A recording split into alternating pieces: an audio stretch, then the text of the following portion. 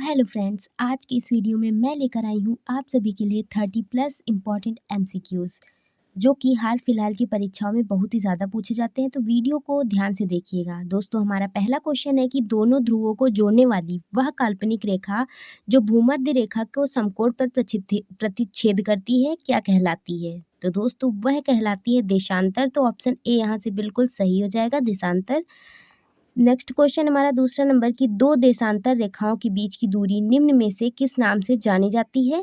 तो इनमें से गोरे कहा जाता है उन दोनों के बीच की दूरी को, दो देशांतर रेखाओं के बीच की दूरी को। तो ऑप्शन बी यहाँ से बिल्कुल सही हो जाएगा, गोरे। तीसरा नंबर प्रश्न है कि एक देशांतर से दूसरे देशांतर के बीच कितना समय अंतराल होता है? तो वह होता है 4 मिनट की दूरी का। तो ऑप्शन सी यहाँ पर बिल्कुल सही हो जाएगा, 4 मिनट। अगला प्रश्न देखते हैं हम लोग।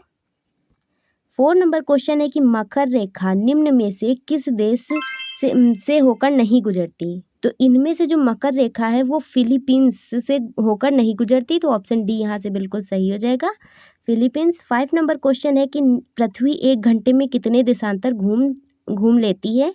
तो पृथ्वी 1 घंटे में लगभग 15 डिग्री का देशांतर घूम लेती है। तो ऑप्शन ए यहाँ से बिल्कुल सही हो जाएगा। 6 नंबर क्वेश्चन है आपका कि निम्नलिखित में से किन देशों के समूह से भूमध्य रेखा गुजरती है?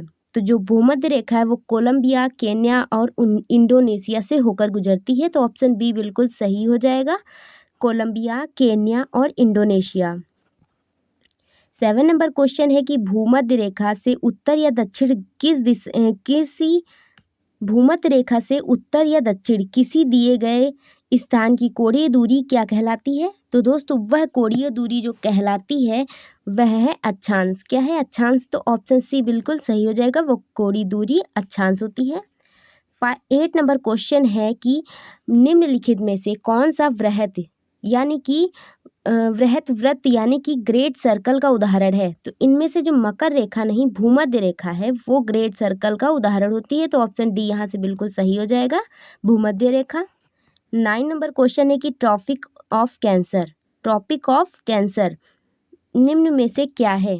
तो वह ट्रॉपिक ऑफ कैंसर जो होता है वो 23 सही 1/2 डिग्री उत्तरी अक्षांश रेखा होता है। तो ऑप्शन ए यहाँ से बिल्कुल सही हो जाएगा। इसको हम लोग 23.5 भी पढ़ सकते हैं। 10 नंबर क्वेश्चन है कि ध्रुवों की तरफ जाने पर अक्षांश रेखाओं के व्यास की प्रकृति कैसी होती है? तो वह व्यास की प्रकृति होती है वह घटता रहता है। तो ऑप्शन बी यहाँ से बिल्कुल सही हो जाएगा, ध्रुवों की तरफ जाने पर अक्षांश रेखाओं के व्यास घटता रहता है। तो बी ऑप्शन बिल्कुल सही हो जाएगा। 11 नंबर क्वेश्चन है कि निम्नलिखित नगरों में से कौन सा एक भूमध्य रेखा के सर्वाधिक निकट है? तो इनमें से जो सिंगापुर है वो भूमध्य रेखा के सर्वाधिक निकट है। तो ऑप्शन सी यहाँ से बिल्कुल सही हो जाएगा। अगला प्रश्न देखते हैं। 12 नंबर क्वेश्चन है कि भूमध्य रेखा निम्नलिखित में से किस देश से होकर नहीं गुजरती? तो इनमें से जो मैक्सिको है वहाँ से जो भूमध्य रेखा वो होकर नहीं गुजरती है। तो ऑप्शन डी यहाँ से बिल्कुल सही हो जाएगा। 30 नंबर क्वेश्चन है कि मानचित्र और ग्लोब पर पाए जाने वाली प्रतिच्छेद रेखाओं को क्या कहते हैं? तो उसे भौगोलिक रेखाजाल कहते हैं।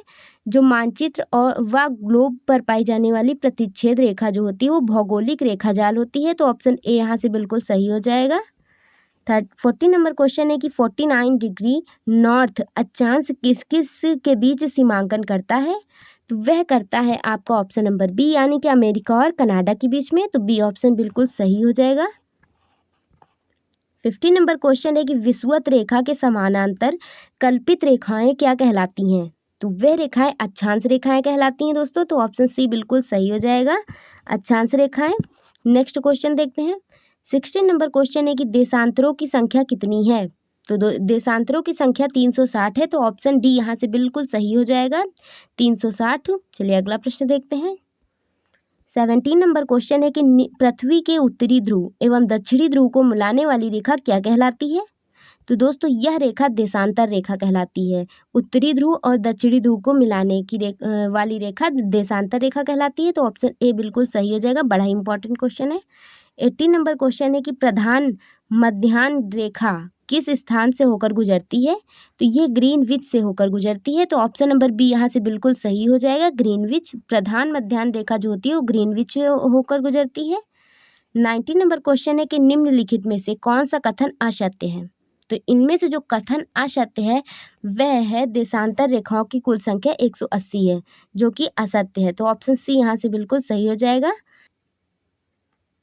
चलिए अगला प्रश्न देखते हैं हम लोग। तो हमारा 20 नंबर क्वेश्चन है कि निम्नलिखित में से कौन सा कथन असत्य है।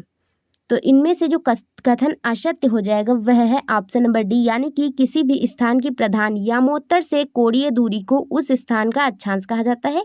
ये ऑप्शन बिल्कुल गलत है, तो ऑप्शन डी यहाँ से बिल्कुल सही हो जाएगा। 21 नंबर क्वेश्चन है 1 डिग्री देशांतर की सर्वाधिक दूरी कहाँ पर होगी। तो यह दूरी विषुवत रेखा पर होगी। तो ऑप्शन ए यहाँ से बिल्कुल सही हो जाएगा, विषुवत रेखा में होगी।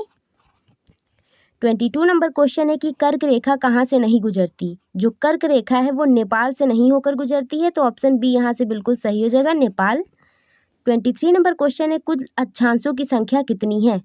तो दोस्तों कुल अक्षांशों की संख्या 180 होती है। तो ऑप्शन सी यहाँ से बिल्कुल सही हो जाएगा, 180। चलिए अगला प्रश्न देखते हैं। 24 नंबर क्वेश्चन है मानचित्र पर स्थित अक्षांश एवं देशांतर रेखाओं के बारे में निम्नलिखित में से कौन सा कथन सत्य है।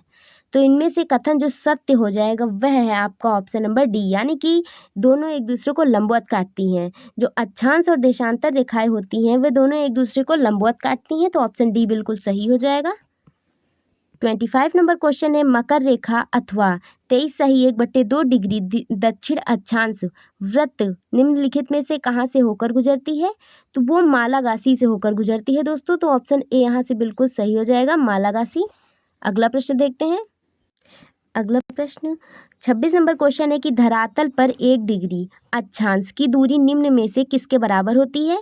तो यह दूरी जो बराबर होती है वो 111 किलोमीटर के बराबर होती है मित्रों। तो ऑप्शन बी यहाँ से बिल्कुल सही हो जाएगा। चलिए अगला प्रश्न देखते हैं हम लोग। 27 नंबर प्रश्न है वह काल्पनिक रेखा जो पृथ्वी को 2 वृत्तों में बांटती है क्या कहलाती है। तो दोस्तों वह रेखा कहलाती है भूमध्य रेखा। तो ऑप्शन सी यहाँ से बिल्कुल सही हो जाएगा, भूमध्य रेखा कहलाती है। अगला प्रश्न क्या है। 28 नंबर क्वेश्चन है कि वह अक्षांश रेखा जिस पर सदैव दिन व रात की अवधि समान होती है। तो वह होती है हिंज रेखा। कौन सी होती है, हिंज रेखा। तो ऑप्शन सॉरी दोस्तों वो 28 नंबर क्वेश्चन है वह अक्षांश रेखा जिस पर सदैव दिन व रात की अवधि समान होती है। तो वह रेखा होती है भूमध्य रेखा, जहाँ पर दिन व रात की अवधि सदैव समान होती है। तो ऑप्शन डी यहाँ से बिल्कुल सही हो जाएगा। नेक्स्ट क्वेश्चन 29 नंबर क्वेश्चन है कि एक देशांतर से दूसरे देशांतर के बीच कितना समय अंतराल होता है। तो वह समय अंतराल 4 मिनट का होता है। तो ऑप्शन ए बिल्कुल सही हो जाएगा, 4 मिनट। 30 नंबर क्वेश्चन है दक्षिणी ध्रुव का अक्षांश है। तो दोस्तों दक्षिणी ध्रुव का अक्षांश 90 डिग्री का होता है। तो ऑप्शन बी यहाँ से बिल्कुल सही हो जाएगा।